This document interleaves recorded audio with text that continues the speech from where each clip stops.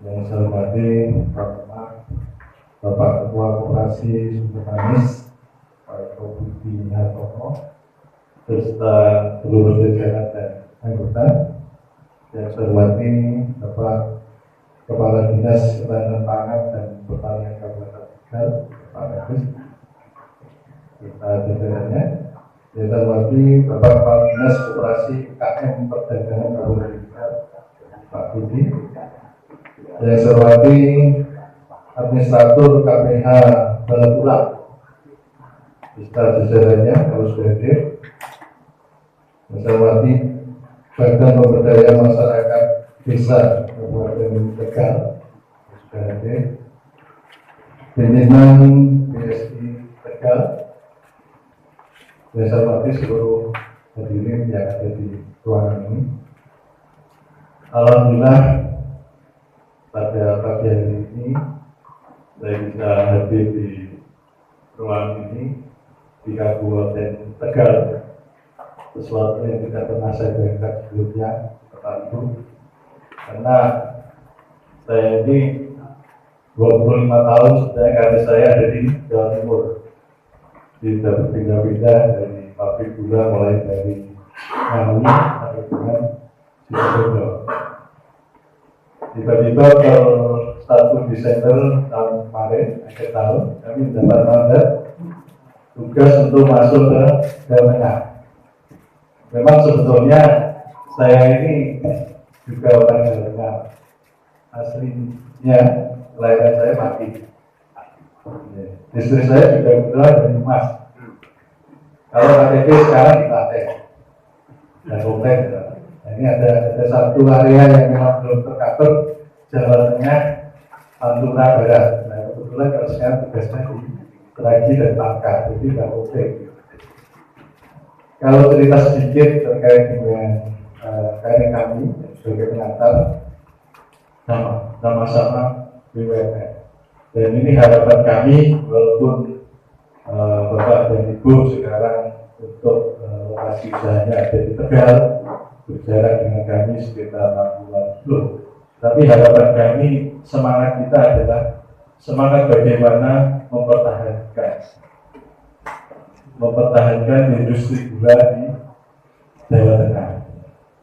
Saya tidak bisa lagi berbicara lingkup kabupaten, karena memang kenyataannya sekarang dari 7 wilayah kabupaten di Pantura ini untuk PGB memang 31 lah. PG Sagi.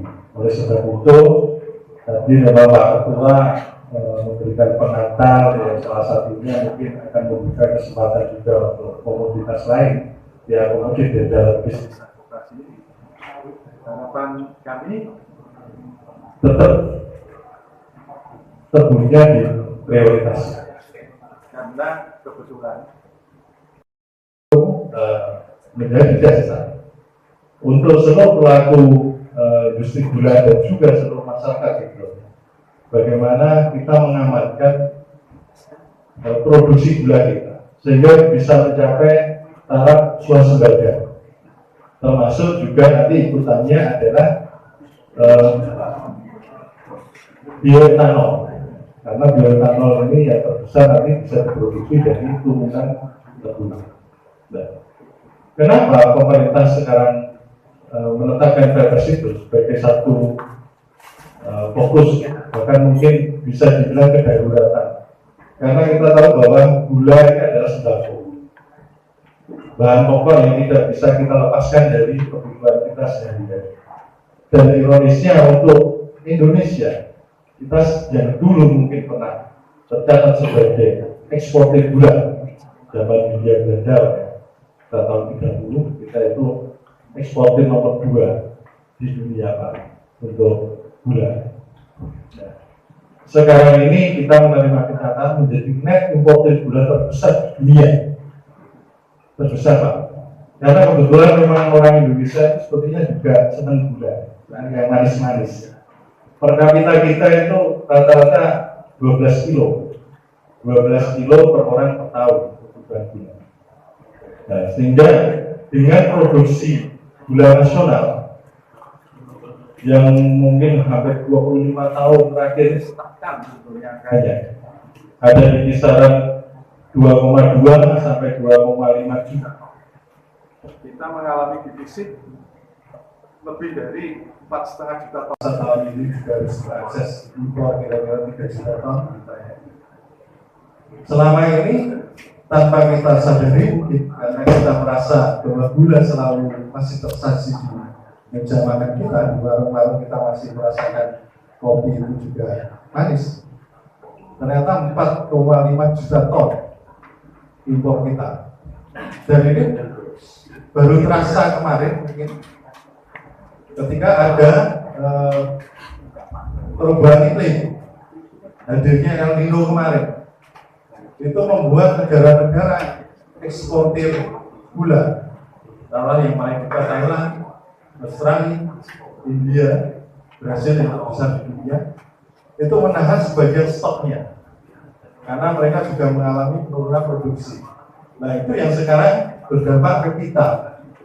Mungkin Bapak dan Ibu di pertengahan tahun kemarin masih merasakan harga gula ya di kisaran 13.500 ya Pak, 14.000, karena waktu itu memang ada HIT yang masih diberlakukan oleh pemerintah untuk harga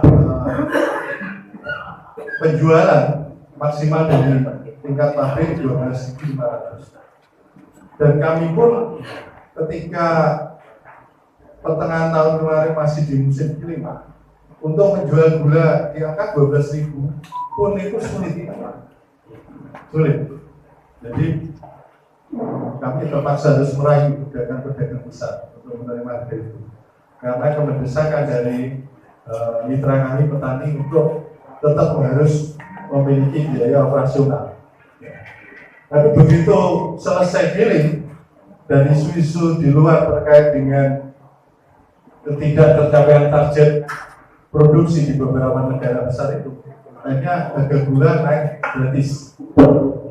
Sehingga tadi pagi pun kami menerima kabar untuk yang lelang dari stoknya SGN yang masih ada, itu harganya sudah mendekati 14.750.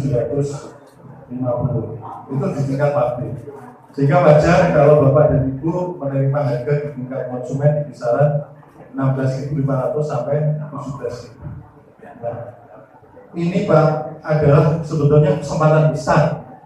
Kesempatan besar masih kepada Bapak-bapak petani.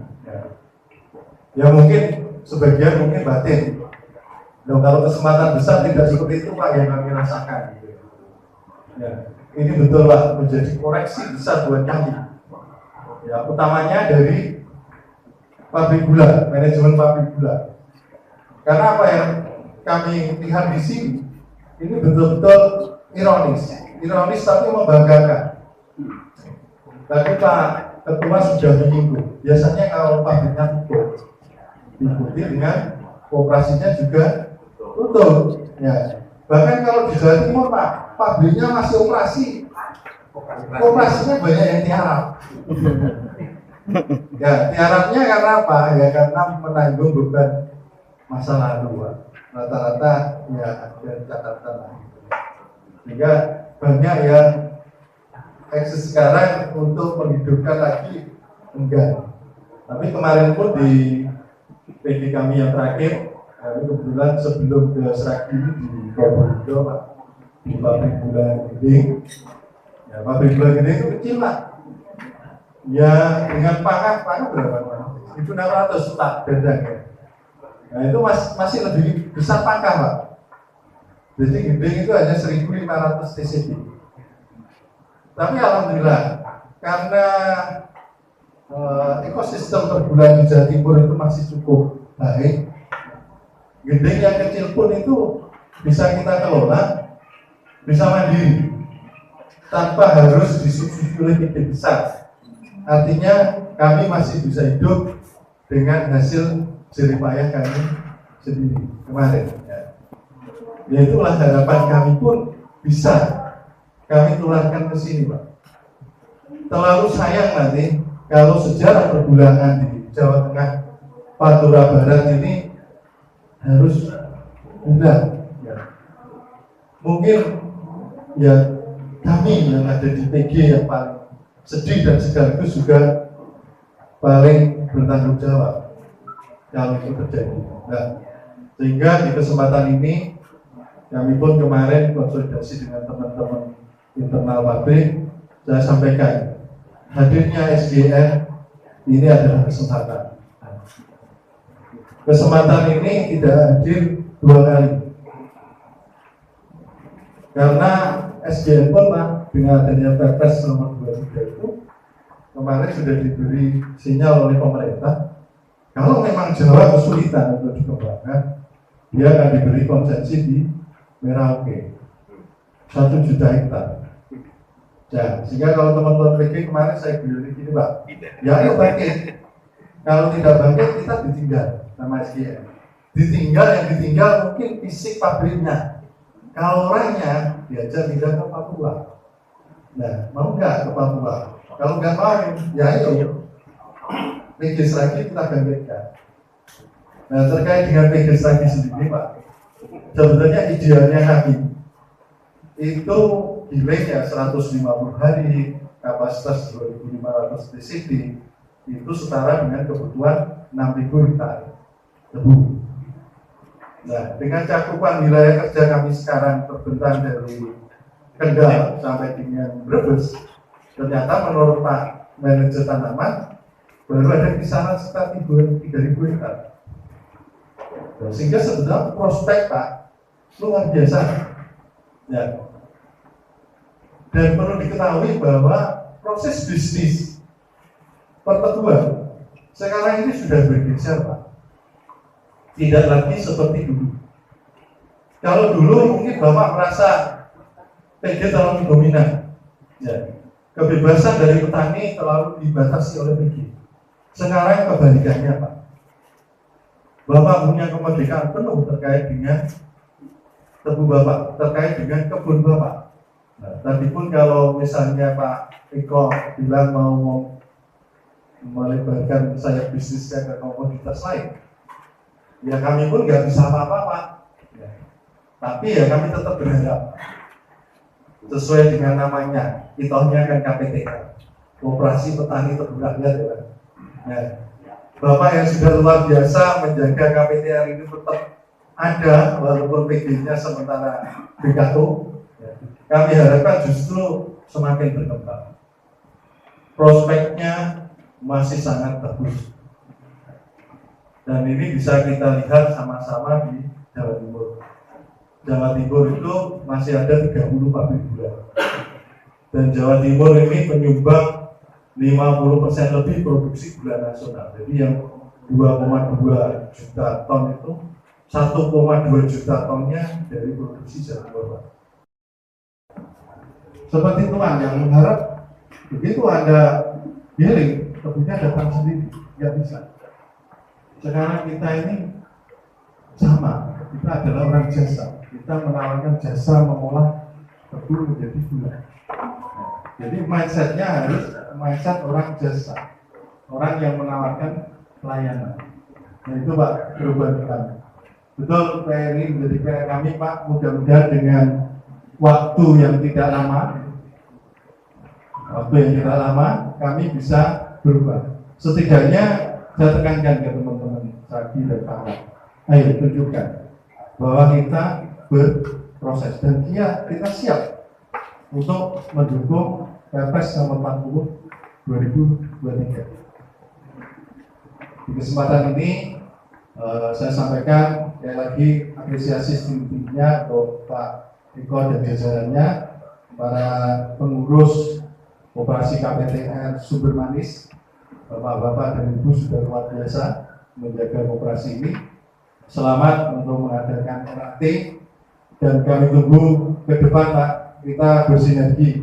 Saya belum bisa menjanjikan apa-apa Pak. Saya yang menjanjikan keterbukaan. Ya. Mudah-mudahan dengan saya terbuka, kita berkomunikasi, segala permasalahan yang selama ini mungkin menjadi ganjalan, menjadi bundetan gitu ya, itu menjadi lepas. Ya.